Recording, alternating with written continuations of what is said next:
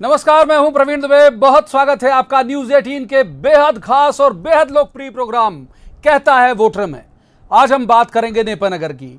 ये वो सीट नहीं है जो सिंधिया जी के साथ जो विधायक गए और उसके बाद वो उस विधानसभा सीट खाली हुई। ये बाद में खाली हुई सीट है। सुमित्रा कासडेकर यहां से इस्तीफा देकर बीजेपी में शामिल हो गई, उसके बाद ये सीट खाली हुई है। वोटर क्या कहता है समझेंगे। वोटर की वहां पर मुश्किलें क्या है, कितने काम उसके इन विधायक जी के कार्यकाल के दौरान हो पाए, क्या उसके पास मुश्किलें हैं, ये सब जानेंगे। सबसे पहले दो मेहमान जो हमारे साथ मौजूद होंगे उनका परिचय मैं आपसे करा दूं। हमारे साथ हैं ज्ञानेश्वर पाटिल, ये पूर्व जिला पंचायत अध्यक्ष हैं नेपानगर के। पाटिल जी का स्वागत है। और दूसरे मेहमान हैं संतोष गौतम, ये कांग्रेस के प्रवक्ता हैं और इंचार्ज भी हैं नेपानगर के। संतोष जी का भी बहुत स्वागत है। तो शुरुआत करते हैं, जैसे कि प्रोग्राम का नाम ही है कहता है वोटर, तो सुनते हैं कि पहला वोटर क्या कह रहा है। नेपा मिल जो कि नेपानगर की आजीविका है, वहाँ की मेन लाइफलाइन है, उस वहाँ की नहीं बुरहानपुर जिले की भी लाइफलाइन है, वो नेपा मिल आज कई वर्षों से बंद पड़ी है। उसे रिवाइवल पैकेज भी मिले, लेकिन क्या उस रिवाइवल पैकेज का सदुपयोग हुआ? मेरा एक सवाल है जनप्रतिनिधियों से, सभी पार्टियों के। मैं पूछना चाहता हूं कि क्या वो हिसाब दे पाएंगे उस रिवाइवल पैकेज का? वो पैकेज सही जगह यूज़ हुआ या नहीं हुआ? उन मशीनों का क्या हुआ जो आई, वो फिट हुई या नहीं हुई? काम कहां तक पहुंचा? मजदूर मजबूर होकर वीआरएस ले रहे हैं, लोगों का नेपा से पलायन शुरू हो गया है। उनकी आगे की क्या कार्यप्रणाली रहेगी नेपा मिल को लेकर? जवाब लेते हैं पाटिल जी से। पाटिल जी की सरकार है यहाँ पर, केंद्र में भी उनकी सरकार है। पाटिल जी, सुना होगा आपने जो वोटर कह रहा है, मैं चाहता हूं कि आप उसका तसल्ली बख्श जवाब दें। जी, मैं आपको दुबे जी ये बताना चाहता हूँ और जो हमारे वोटर है उनको भी बताना चाहता हूँ कि 1996 में नेपा मिल बंद हो चुकी थी, लेकिन हमारे लोकप्रिय सांसद नंदू भैया के अथक प्रयासों से नेपा मिल पुनः शुरू हुई और अभी फिर बीच में नेपा मिल फंड के अभाव में बंद हुई थी। रिवाइवल पैकेज जो दिलाने का काम किया, 469 करोड़ रुपया उस मिल के जीर्णोद्धार के लिए, नवीनीकरण के लिए नंदू भैया ने दिलवाया और उसका काम भी चालू है। लेकिन किसी कारणवश, क्योंकि सीएमडी जो थे वो सीएमडी अभी वहाँ पर नहीं है, वो रिटायर हो चुके थे, इस वजह से उस कारखाने में जो गति आना चाहिए थी वो गति कहीं न कहीं रुकी। लेकिन अभी नए सीएमडी की वहाँ पर नियुक्ति हुई है, वो नए सीएमडी जैसे ही आएंगे पुनः नेपा मिल की गति पकड़ेगी। और रहा सवाल कि हमारे मतदाता साथी ने एक प्रश्न किया है कि उसका हिसाब किताब देंगे क्या, तो निश्चित रूप से जैसे ही जो जैसा पैसा खर्च हुआ है, क्योंकि एक एक पैसे का हिसाब किताब रखा जाता है और ये मोदी जी की सरकार है, यहाँ पर कोई भी व्यक्ति हो यदि गड़बड़ करेगा तो उसको छोड़ा नहीं जाएगा। और मोदी जी के कार्यकाल में संतोष जी, सुना आपने, वोटर को भी सुना होगा और आप जवाब भी सुन रहे हैं बीजेपी का। ये कह रहे हैं कि बहुत जल्द नेपा मिल जो है वो अपने पुराने स्वरूप में आ जाएगी, रोजगार वहां पर सृजन होगा। सहमत है आप इनकी बात से? नेपानगर की जो स्थिति है, जो मिल बंद हुई और जो उसको फिर से राहत पैकेज मिला और उसकी क्या जानकारी जुटाना है, इस संबंध में शिवराज सिंह कितने गंभीर है ये नेपानगर की जनता बता रही है। नेपानगर में न तो अस्पताल की सुविधा ठीक से हुई है, और साल भर पहले जब हमारी सरकार थी तो सुमित्रा देवी कासडेकर जब सुखदेव पांसे से मिलने गई हमारे पीएचई मिनिस्टर से, तो उन्होंने साफ आश्वासन दिया था स्कूलों को लेकर भी, वहां की पेयजल समस्या को लेकर भी। लेकिन अचानक पता नहीं क्या हुआ कि ज्योतिरादित्य सिंधिया जी से इन्हें प्रेरणा मिली और बाद में पता नहीं किस लालच में ये भारतीय जनता पार्टी में शामिल हो गई, जबकि ज्योतिरादित्य इस पर भी बात करेंगे क्यों गई वो और क्या सोचता है वहां का वोटर। लेकिन चूंकि मैं अपने हर प्रोग्राम में ये बात कहता हूं कि इस प्रोग्राम का नाम है कहता है वोटर, लिहाजा हम ये कम करते हैं कि कहता है नेता में तब्दील ना हो, तो ज्यादा से ज्यादा वोटर हम लेते हैं और उनकी बात सुनते हैं। मेरा आपसे ये सवाल है कि जब राम मंदिर बन चुका है और इतना बड़ा राम मंदिर का निर्माण हो चुका है, लेकिन जो बुरहानपुर ज़िले के नेपानगर तहसील में जो सीता नानी है, जैसे राम भगवान 14 साल का वनवास काटकर सीता जी को लेकर यहाँ पर आए थे, उस समय यहाँ पर सीता नानी एक पर्यटक स्थल, बहुत बड़ा पर्यटक स्थल है, लेकिन देखा गया है कि यहाँ पर आज तक उस और किसी का शासन प्रशासन का किसी भी प्रकार से कोई ध्यान नहीं गया है। तो आप इसके लिए क्या करना चाहते हो? पाटिल जी, अयोध्या में राम मंदिर बने, ये तो ठीक है, सबकी आस्था उसके साथ जुड़ी हुई है, लेकिन ये जिस सीता नहानी का जिक्र कर रहे हैं, हालांकि मैं कभी आ नहीं पाया और लेकिन सुना जरूर है, तो यहाँ के लिए क्यों नहीं किया 15 साल में? आप लोग तो एक वक्त में शुरू से ये कहते आ रहे हैं कि भगवान राम पर कॉपीराइट है आपका। देखिए दुबे जी कि भगवान राम का भव्य मंदिर का शुभारंभ 5 तारीख को उसका भूमि पूजन भी हुआ, और हमारे जो मतदाता साथी ने बात कही कि सीता नहानी का भी इतिहास राम जी से जुड़ा हुआ है। जब राम जी वनवास पर निकले थे तो सीता जी के लिए उन्होंने एक नहाने के लिए सीता नहानी का निर्माण करवाया था, ऐसी मान्यता है। और काफ़ी लोगों का आज भी वहाँ पर एक आस्था का केंद्र बना हुआ है। तो निश्चित रूप से शिवराज जी ने भी घोषणा की है कि राम वनागमन का भी उसमें जल्द से जल्द वो शुभारंभ करने वाले हैं, और इस बात को भी हम शिवराज जी के सामने रखेंगे। भारत सरकार के पर्यटन विकास मंत्रालय के सामने भी इस बात को रखेंगे कि इसका भी उद्धार हो और पर्यटन का एक आकर्षित केंद्र नेपानगर की सीता नहानी बने। इसके लिए हम सब लोग प्रयास करेंगे और इसको जल्द से जल्द इसके लिए भी कुछ न कुछ कार्य योजना बनेगी। जल्द स्वीकृति दिलाने की कोशिश करेंगे। संतोष जी का रुख कर लेते हैं। संतोष जी, आप लोग भी राम के बड़े को अपना आराध्य मानने लगे थे अचानक से, और उसके बाद तो 15 महीने आपकी भी सरकार थी। ये सवाल आपके लिए भी मौजू है, आपका जवाब। प्रवीण जी, बिल्कुल सही कहा आपने। राम हमारे लिए आस्था का विषय है। हमने कभी राम को अपनी सुविधा के हिसाब से एजेंडे के अंदर और बाहर नहीं किया। अब जब सुप्रीम कोर्ट ने राम मंदिर के पक्ष में फैसला दे दिया तो भाजपा उस मुद्दे को लपक लेना चाहती है, लेकिन असल बात यह है कि भारतीय जनता पार्टी ने धर्म को केवल अपने राजनीतिक लाभ के लिए इस्तेमाल किया। और मध्य प्रदेश में भी हमने देखा। अरे सर, भाषण की शक्ल में हो जा रही है आपकी बात। मैं तो कह रहा हूं नेपानगर सीता नहानी, क्योंकि हम पॉलिटिकल डिबेट डेली करते हैं, दिन में 3-4 बार। आज अगर हम पॉलिटिकल डिबेट करेंगे ना तो वो नेपानगर के साथ अन्याय होगा। कट टू कट वोटर पर फोकस रखिए। सीता नहानी बात खत्म करूंगा। सीता नहानी जैसे और भी जितने धार्मिक पर्यटन के केंद्र थे, कांग्रेस की सरकार ने जो राम वन गमन पथ का निर्माण किया था, उसी के साथ ही अध्यात्म विभाग का गठन इन्हीं सब चीजों के लिए किया था। लेकिन दुर्भाग्य है कि भारतीय जनता पार्टी इस ओर केवल चुनाव के समय ध्यान देती है और बाकी समय धर्म के नाम पर केवल छलावा करती आई है। ठीक है, तो वोटर ने सुना, दोनों को सुना, बीजेपी को भी सुना, कांग्रेस को भी सुना। अब उसे उम्मीद करना चाहिए कि अगर उसकी आस्था जहां से जुड़ी हुई है वहां कुछ हो पाएगा या नहीं, ये सुन के उसे स्पष्ट हुआ होगा। तीसरे वोटर का रुख करते हैं, सुनते हैं कि क्या कहता है वोटर नेपानगर का। हमारे क्षेत्र में किसानों की एक बहुत बड़ी समस्या है मंडी का ना होना। यहाँ पर मंडी नहीं होने से किसानों को औने पौने दामों में अपनी जो फसल है वो बिचौलियों को बेचनी पड़ती है, जिससे बिचौलिए इसका ज़्यादा फ़ायदा उठाते हैं और किसानों को इसका भारी नुकसान होता है। मैं अपने क्षेत्र के नेताओं से एक मांग करना चाहूँगा कि वे अब तक के इस मुद्दे को क्यों नहीं भुना पाए। वो कह रहे हैं मंडी नहीं है, हमको बिचौलियों को फसल बेचनी पड़ती है। पाटिल जी, बिल्कुल निश्चित रूप से मैं आपको आश्वस्त करना चाहता हूँ, हमारे मतदाता को भी आश्वस्त करना चाहता हूँ कि भारतीय जनता पार्टी की चाहे शिवराज जी की सरकार हो चाहे मोदी जी की सरकार हो, ये निश्चित रूप से किसान हितैषी सरकार है और किसानों के हित में अनेक कार्य सरकारों ने किए हैं। और रहा सवाल कि हमारे मतदाता का जो सवाल है कि मंडी की यहाँ पर निर्माण क्यों नहीं हुआ, तो क्योंकि मैं आपको बताना चाहता हूँ कि 30 किलोमीटर बुरहानपुर पड़ता है और अभी जो रोडों का निर्माण हुआ है, ये रोड बहुत अच्छा, आधे घंटे के अंदर नेपानगर से बुरहानपुर मंडी में किसान आता है, आराम से आ जाता है। और अभी जो मंडी एक्ट में संशोधन किया है, मॉडल एक्ट जो अभी संशोधन किया है, उसकी वजह से अब किसान को जहां उचित भाव मिले वो किसान अपना माल किसी भी मंडी में बेच सकता है, किसी भी शहर में बेच सकता है। कोई भी व्यापारी आकर वहां पर जाकर माल खरीद सकता है। इसके लिए मुझे ऐसा लगता है कि अब शायद मंडी निर्माण की आवश्यकता नहीं है। ठीक है, संतोष जी आपका जवाब। वो कह रहे हैं कि मंडी नहीं है, किसान, वो जो वोटर हैं वो कह रहे हैं हमको बिचौलियों को माल बेचना पड़ता है।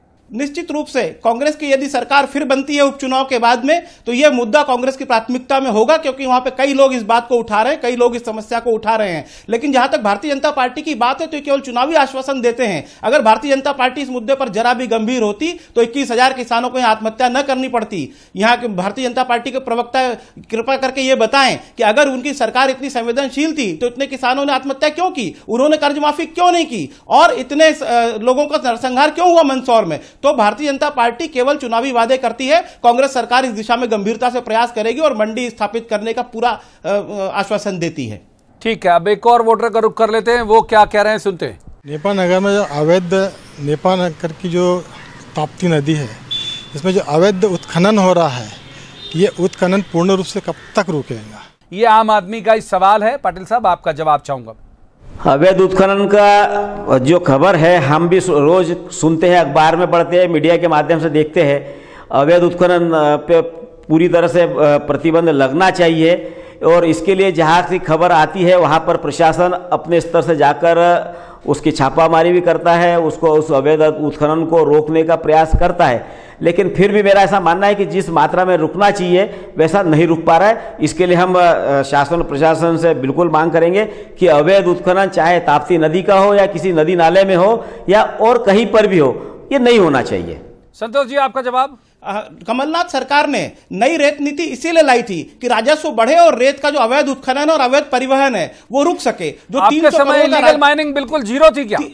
नहीं, मैं अब उसी का जवाब दे रहा हूं। तो 300 करोड़ का जो राजस्व आता था शिवराज सिंह सरकार के समय में, हमारे समय में उसका एस्टिमेशन हुआ था कि 1200 करोड़ का राजस्व आएगा। यह दुर्भाग्यपूर्ण है कि अवैध उत्खनन पूरी तरह से तो प्रतिबंधित नहीं हो सकता, लेकिन कमलनाथ सरकार ने पुरजोर कोशिशें की हैं। लेकिन जो डंपर वाले नेता जो 15 वर्षों तक जिनकी दाढ़ में खून लग चुका है, मैं उनकी नीयत में खोट समझता हूं कि अवैध उत्खनन और अवैध परिवहन को रोकना ही नहीं चाहते थे। पूरा प्रदेश जानता है कि सबसे अधिक डंपर किन नेताओं के चल रहे हैं मध्य प्रदेश में। ठीक है, एक और वोटर का रुख करते हैं। और ये अच्छी बात यह है कि जो वोटर है वो आपने अभी तक देखा होगा कि बहुत ज्यादा उसे पॉलिटिकल जो सवाल हैं उनसे सरोकार नहीं है। सुनते हैं एक और वोटर क्या कहते हैं। नेपानगर में जितने भी एजुकेटेड लोग हैं सारे नेपानगर से बाहर रहकर कमाई कर रहे हैं। नेपानगर में क्योंकि कोई रोज़गार नहीं है, सारे हायर एजुकेशन लेते हैं बाहर जाके और जॉब भी बाहर जाके ही करते हैं। उनका कमाई को लेके यहाँ नेपानगर में कोई साधन नहीं है, सारे युवा बेरोजगार है। अभी लॉकडाउन के चक्कर में कोरोना काल में सब अपने अपने घर आ गए और कई लोगों की नौकरियाँ जा चुकी है। जिनकी नौकरी जा चुकी है वो लोग अपना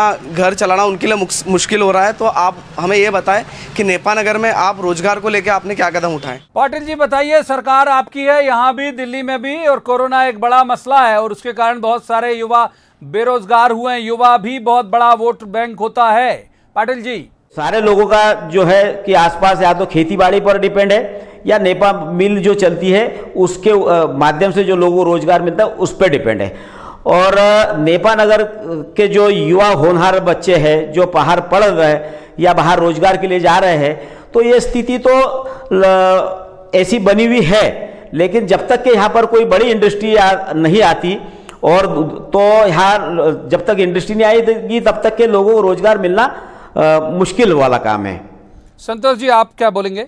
मैं कह रहा हूं कि नेपा नगर भी इससे अछूता नहीं है। मध्य प्रदेश से जो लगातार प्रतिभा पलायन हुआ वो रोजगार के अभाव में हुआ। कमलनाथ सरकार ने इसको दूर करने के लिए 27,000 करोड़ के एमओयू केवल अपने 1 वर्ष के कार्यकाल में साइन किए थे और उससे रोजगार कितनों को मिला? इसके पहले ही हमारी सरकार गिरा दी गई। लोभ के कारण लोकतंत्र की हत्या करके हमारी सरकार गिरा दी गई। यदि हमारी सरकार 5 साल रहती तो नेपा नगर में भी विकास की गंगा बहती। लेकिन भारतीय जनता पार्टी की सरकार ने कोई उद्योग लाने के अलावा वहां के उद्योग ही बंद कर दिए पहले से जो चल रहे थे और नेपा नगर की पहचान को ही खत्म कर दिया। मैं कहता हूं कि नियत और नीति और उसमें बहुत खोट है भारतीय जनता पार्टी की, और भारतीय जनता पार्टी कभी भी केवल जनता आप क्या करेंगे? उस वोटर का वोटर ने तो बीजेपी कांग्रेस नाम ही नहीं लिया। उसने कहा जनप्रतिनिधियों से मैं पूछना चाहता हूं युवाओं के रोजगार के लिए क्या प्लानिंग? मैं तो कह रहा हूं कि मध्य प्रदेश में उद्योग लाने के लिए कमलनाथ सरकार प्रतिबद्ध थी और आगे भी हम उद्योग लाएंगे और मध्य प्रदेश में 70% स्थानीय युवाओं को रोजगार देने के लिए हम प्रतिबद्ध थे। केवल भारतीय जनता पार्टी की तरफ कोरी घोषणा नहीं करते चुनाव के समय। हमने तो कह दिया था यदि मध्य प्रदेश में उद्योग लगाना है तो 70% रोजगार स्थानीय युवा को देना पड़ेगा और नेपा नगर भी उससे अछूता नहीं रहेगा। तो आज हम बात कर रहे हैं नेपा नगर विधानसभा सीट की। बहुत सारे मसले, वोटर बहुत मुखर होकर बोल रहा है, लेकिन वक्त एक ब्रेक का है। ब्रेक के बाद जब वापस आएंगे तो फिर समझेंगे कि उस इलाके में दरअसल जो वोटर है उसकी मूल मुश्किल क्या है, क्या चाहता है वो पॉलिटिकल पार्टी से।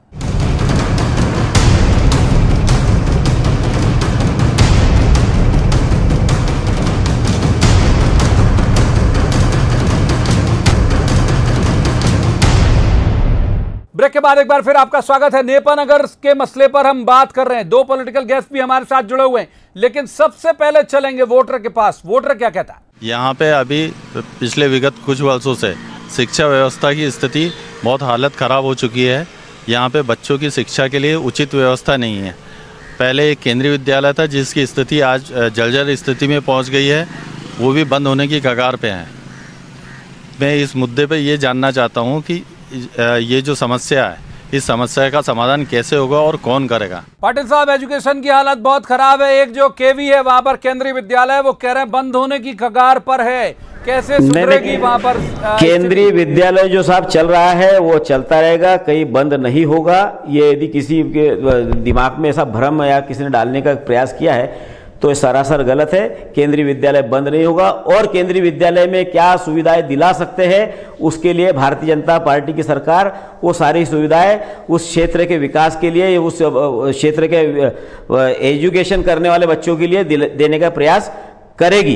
ये बार बार आरोप लगा रहे हैं कि कमलनाथ जी की सरकार ने ये वादा किया और ये 15 महीने में हमने काम किया। यदि इन्होंने वादे पूरे किए होते तो आज इनकी स्थिति नहीं बनती। इन्होंने किसानों के साथ में छल किया, किसानों को 2 लाख रुपए तक कर्ज माफ करने का बात करी, लेकिन एक किसान को उन्होंने कर्जा माफ नहीं किया। इन्होंने बेरोजगार युवाओं को रोजगार भत्ता देने की बात करी, इन्होंने बेरोजगार युवाओं को भत्ता देने का काम नहीं किया। इन्होंने स्व सहायता समूहों को कर्ज माफ करने की बात करी, इन्होंने माफ नहीं किया।